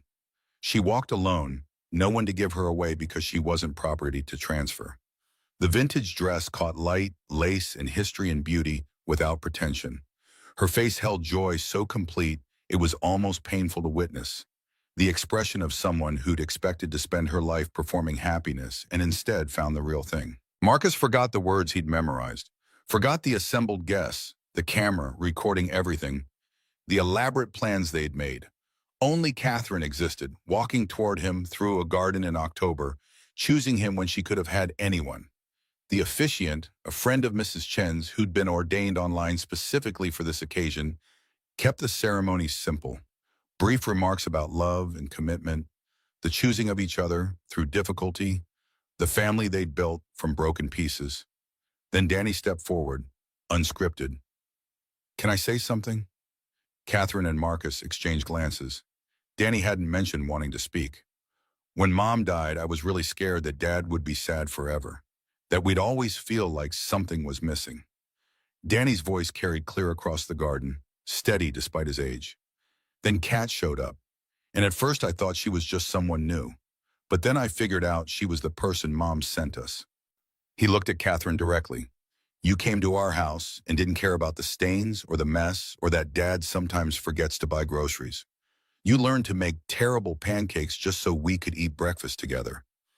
You listen when I talk about Mom like it's important instead of weird. His voice cracked slightly. Today you're officially family, but you've been family since the first time you read me a space book with different voices and didn't act like I was crazy for believing in wormholes. He turned to include both of them. Mom said real love is being brave enough to keep choosing someone even when it's hard. You keep choosing each other. That's how I know it's real. Silence held for a moment, heavy with emotion. Catherine wiped her eyes. Marcus felt his own threatening. Thank you, Danny. The officiant recovered first. I don't think anyone could say it better. Vows came next. Simple promises, nothing elaborate. Marcus spoke first. I promise to love you when you burn dinner and when you forget that budget exists. When you cry about things that seem small and when you fight battles that seem too big. I promise to see the woman in the parking lot, the real one, brave enough to fall apart, whenever you start believing you have to perform perfection again. Catherine's voice shook but held. I promise to love you when the furnace breaks and the bank account's scary and the world doesn't make sense. When Danny asks questions neither of us can answer and when grief shows up uninvited. I promise to keep showing up every single day because showing up is everything, and I finally understand that now. Rings exchanged. Catherine's simple band matching the engagement diamond. Marcus's plain gold. The officiant pronounced them married, and Marcus kissed his wife for the first time in that garden of roses while Danny cheered loud enough to startle birds. The reception that followed felt like a neighborhood party rather than a society event. Catering came from a local restaurant that owed Marcus for fixing their walk-in cooler. The cake was 3 tiers from a bakery that charged by the hour rather than the slice. Music played through speakers rigged up by Tommy, who turned out to have unexpected DJ opinions. Catherine danced with Danny first, his request, honored without question. They swayed together to something slow, the 9-year-old's head against her shoulder, both of them grinning at Marcus across the dance floor. She's really my mom now, right? Danny asked loud enough for nearby guests to hear. Catherine's arms tightened around him. If you want me to be. I do. My first mom was the best, but I think hearts can have room for 2 if you stretch them enough. She kissed the top of his head, unable to speak. Later, after the cake and the toasts and Tommy's increasingly enthusiastic playlist choices, Catherine and Marcus found themselves alone at the garden's edge. The party continued behind them, laughter and music in the chaos of celebration, but for a moment they existed separately. Mrs. Reed, Marcus tested the name, has a ring to it. I'm keeping my work name at Bridge Academy. Kat Riley got hired there. Kat Reed would raise questions. She smiled. But yeah, Mrs. Reed, I never thought I'd have a name I actually wanted to keep. They stood watching their guests, their people, celebrating a union that shouldn't have worked but did anyway. What do you think happens next? Marcus considered the question. We go home. I carry you across a threshold like people do. We figure out sleeping arrangements, since my bed is too small for regular 2-person occupation. We wake up tomorrow married and deal with whatever that means. Catherine laughed. I meant more broadly, the future. What life looks like now. Same as it looked before, I think, just more official. Work and school and dinners together, helping Danny with homework, keeping the house from falling apart. Ordinary stuff. Ordinary sounds perfect. Catherine leaned into him. I spent my whole life surrounded by extraordinary. Extraordinary money, extraordinary expectations, extraordinary pressure. Ordinary is what I was always missing. They returned to the party. Danny had commandeered the music, was attempting to teach the Rodriguez children a dance he'd apparently invented. Catherine got pulled into conversation with her Bridge Academy director. Marcus found himself fielding congratulations from clients he hadn't expected to attend. The evening wound down naturally. Guests departed with hugs and well wishes. Tommy stayed to help clean up, surprisingly sentimental after several glasses of champagne. Mrs. Chen took Danny home, giving the newlyweds privacy for their first night. The house felt different with marriage in it. The same cluttered kitchen, the same saggy couch, the same photos of Sarah watching from the walls. But something had shifted, a new layer of meaning added to familiar spaces. They lay in bed afterward, the kind of exhausted that followed big events. Catherine's head rested on Marcus's chest, her ring catching moonlight through the window. I was so scared in that parking lot. Her voice came quiet. Not just of the date, of everything, of being seen, of wanting things I didn't deserve, of believing happiness might be possible if I was brave enough to reach for it. Marcus stroked her hair. What changed? You, Danny, the way you both looked at me like I was already enough. She shifted to see his face. My whole life, I was never enough, never smart enough, accomplished enough, profitable enough for my father, never social enough, polished enough, compliant enough for my mother. Then suddenly there's this guy in a parking lot who sees me crying and thinks I'm worth helping anyway. Who doesn't want anything except to make sure I'm safe? I wanted plenty of things, Marcus admitted, just not the things you were used to people wanting. That was the difference, Catherine's fingers traced patterns on his chest. You wanted me, not my money or my connections or my family name, just the woman underneath all that. They slept eventually, tangled together in a bed that really was too small, uncomfortable in the best possible way. The year that followed proved ordinary as promised. Catherine's work at Bridge Academy expanded when grant funding allowed new programs. Marcus's business grew steadily, enough to justify that second truck he'd been considering. Danny discovered robotics club and added mechanical engineering to his list of future careers alongside astrophysicist. Challenges appeared without destroying anything. A plumbing emergency that flooded the basement. Danny's struggle with a bully at school, resolved through conversations rather than confrontation. Catherine's occasional grief over the family she'd lost, not mourning her father, but mourning the possibility of a father who'd been different. They learned each other's rhythms more deeply. Marcus discovered that Catherine needed alone time after difficult workdays, space to process without immediately discussing problems. Catherine learned that Marcus expressed love through action rather than words, that a fixed drawer or organized closet meant more than spoken affirmations. They fought sometimes, never about big things, usually about loading the dishwasher incorrectly or forgetting to mention schedule changes. The fights felt normal in a way that startled them both. Neither had experienced relationships where conflict didn't threaten annihilation. Richard Monroe remained absent. Whatever arrangement Catherine's confrontation had produced held firmly.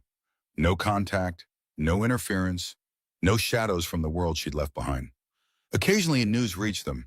Monroe Technologies acquiring a competitor, Richard appearing at some industry event, but it felt distant, irrelevant to their actual lives. A year after the wedding, Catherine started feeling strange. Fatigue she couldn't shake, nausea in the mornings, emotions swinging wildly between elation and tears. The pregnancy test confirmed what she'd begun to suspect. She showed Marcus that evening, unable to find words adequate to the news. He stared at the positive result, processing slowly. We're having a baby. We're having a baby. Catherine's voice shook. I know we didn't plan. The timing isn't. I'm still figuring out how to be a stepmother, and now, Marcus kissed her quiet. It's perfect. Unexpected. Terrifying, completely perfect. Danny will be thrilled. He's been asking about siblings since the wedding. Said his mom wanted more kids, but they ran out of time. Marcus's eyes glistened. This is something good. Something we made together. Catherine let herself believe it, let herself imagine a future beyond the one she'd expected. Not just wife and stepmother, but mother herself, creating life rather than inheriting it. Danny's reaction exceeded expectations. He asked approximately 40 questions about fetal development, announced that he would teach the baby everything about space, and immediately began redesigning his room to accommodate a future sibling. The baby can have the corner by the window, he explained. That's where starlight comes in best. Good for early astronomical education. The pregnancy progressed without complications. Catherine worked until her 8th month, finally taking leave when standing for hours became impossible. Marcus rearranged the second bedroom, once a cluttered office, into a nursery. Neighbors brought hand-me-down clothes and experienced advice. At night, Catherine sometimes caught Marcus watching her with an expression she didn't understand. Finally, she asked, "I keep thinking about Sarah." His voice came rough. How she wanted more children. How I'd imagined building a family with her. This was supposed to be our story. Catherine felt her heart crack. "Do you wish—" "No," he cut her off gently. "That's not what I mean. Grief is strange. It makes room for new happiness, but doesn't disappear. I'm thrilled about this baby, about our life, about everything we're building. And I still miss her. Both things are true." She took his hand, placed it on her rounded belly. "I think Sarah sent me to you. I know that sounds mystical or whatever, but Danny believes it, and sometimes I do too.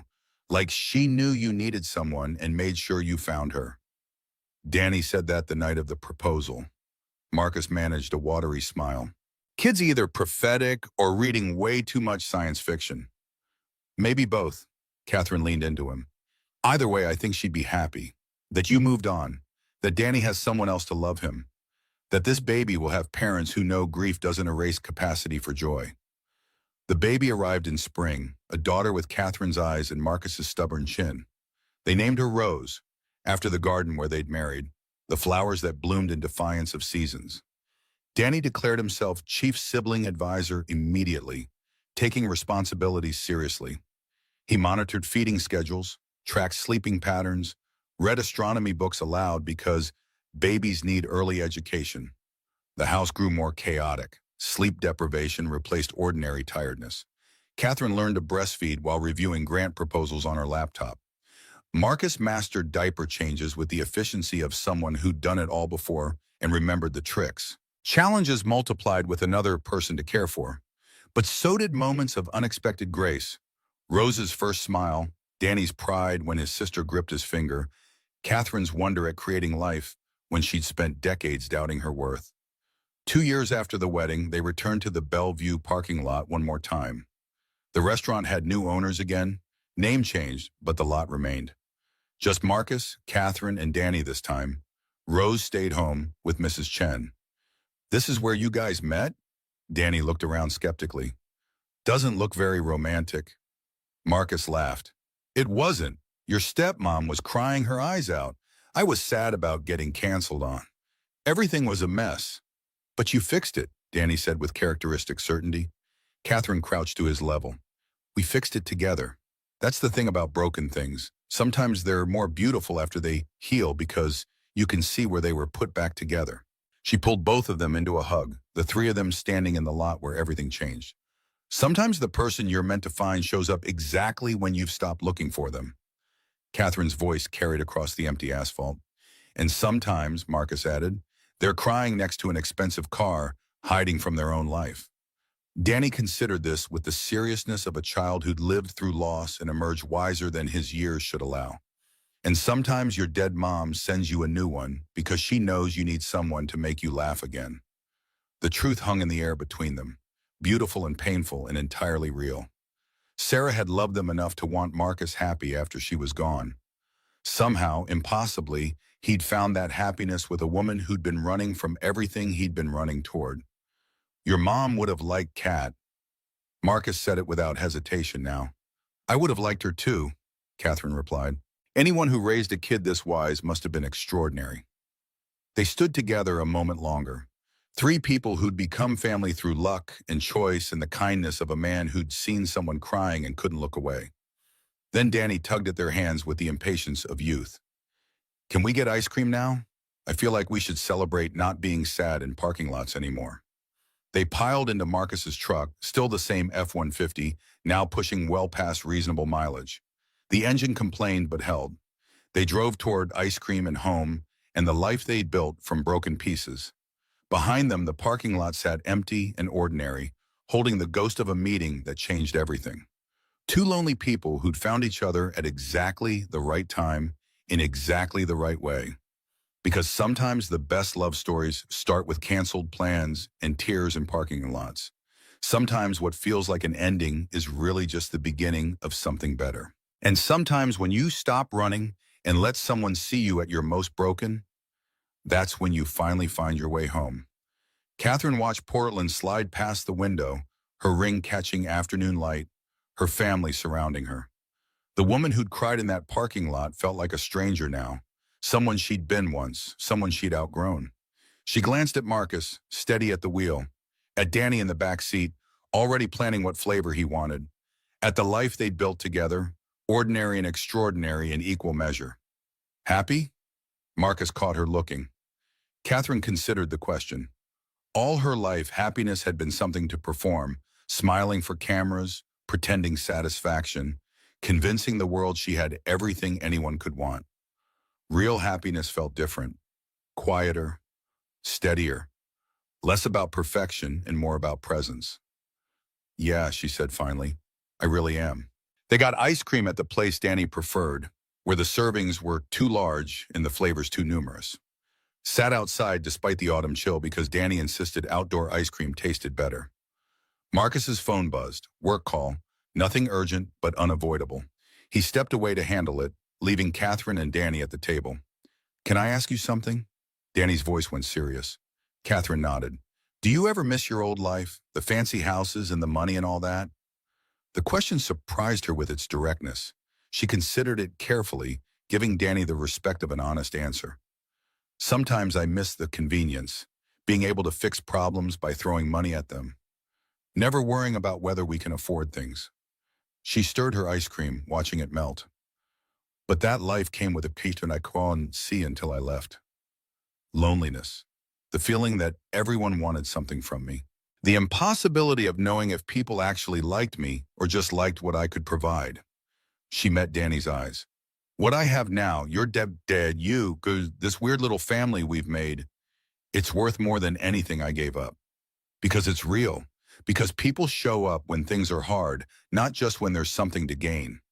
Danny nodded like this confirmed something he'd already suspected. That's what I thought. Mom used to say rich people sometimes forget that money can't buy the important stuff. Looks like your dad forgot that. He never learned it in the first place, Catherine said. That's the difference. Your mom knew what mattered. My father only knew what could be acquired. Marcus returned, pocketing his phone. Everything okay? Everything's perfect. Catherine reached for his hand, just talking about what matters. They finished their ice cream as the sun began its descent toward Portland's skyline. Danny's theories about interstellar travel filled the comfortable silence. Marcus's hand stayed linked with Catherine's across the table. Ordinary moments, ordinary life. The kind of thing Catherine had spent 32 years pretending she didn't want because wanting it seemed like weakness. Now it felt like the only thing worth having. They drove home as darkness settled, city lights flickering to life. The house waited for them, small and cluttered and imperfect, filled with everything that mattered. Mrs. Chen met them at the door, Rose sleeping against her shoulder. The baby stirred at familiar voices, settled again when Catherine took her. Good day, Mrs. Chen asked. Catherine looked around at her family, Marcus already heading to check the furnace that had been making sounds again, Danny running to his room to finish a robotics project, Rose warm and solid in her arms. The best kind, she said, the ordinary kind. Chen smiled like she understood everything those words contained. She gathered her things and left with promises to return for babysitting whenever needed. Evening settled into routine. Dinner from leftovers because no one felt like cooking. Homework battles with Danny over math problems he could solve but didn't want to show work for. Rose's feeding and changing and the particular exhaustion of caring for new life. Later, with both children asleep, Catherine and Marcus sat on the porch despite the cold. Stars visible between clouds, the neighborhood quiet. I was thinking about the first night, Marcus said, when I almost drove away. Catherine leaned against him. What stopped you? Honestly, I don't know. Some combination of guilt and curiosity and Sarah's voice in my head telling me to be kind even when it was easier not to be. He paused. I almost talked myself out of it. Almost decided you were someone else's problem. Would have been simpler. Simpler, Catherine agreed. And worse, for both of us. I think about it sometimes. The version of my life where I drove away. Where you went back to your penthouse and I went home to frozen pizza and we never saw each other again. He shook his head. That version of me would still be surviving, not living. That version of me would have gone back to my father eventually. Catherine's voice went quiet. I was running out of strength to resist. You gave me something to fight for. They sat in silence, letting the weight of alternate histories fade. Do you believe in fate? Catherine asked eventually. Marcus considered the question. I believe in choices. I chose to get out of my truck. You chose to stay instead of running. We keep choosing each other every day. Maybe fate puts people in the same parking lot, but we're the ones who decide what happens next. Philosophy from the HVAC guy. I contain multitudes. He kissed her temple. Come on. It's cold and we both have early mornings. They went inside, locked up, checked on both sleeping children. The house settled around them, full of life and love and the accumulated weight of a family built from unlikely pieces. In bed, Catherine watched moonlight trace patterns on the ceiling. Marcus? Thank you for not driving away. He pulled her closer, his answer a promise spoken against her hair. Thank you for letting me stay. And in the darkness of a house in southeast Portland, in a life neither of them had expected to build, two people who'd found each other in a parking lot let ordinary happiness carry them into sleep. Because sometimes broken things heal stronger. Sometimes the hard thing and the right thing are the same. And sometimes the people who seem most lost are just waiting for someone brave enough to offer them a hand.